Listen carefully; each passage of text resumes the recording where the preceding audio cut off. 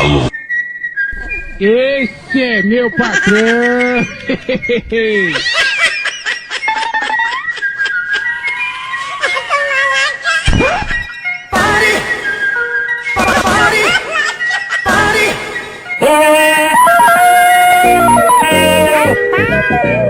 Que é isso, meu filho? Calma.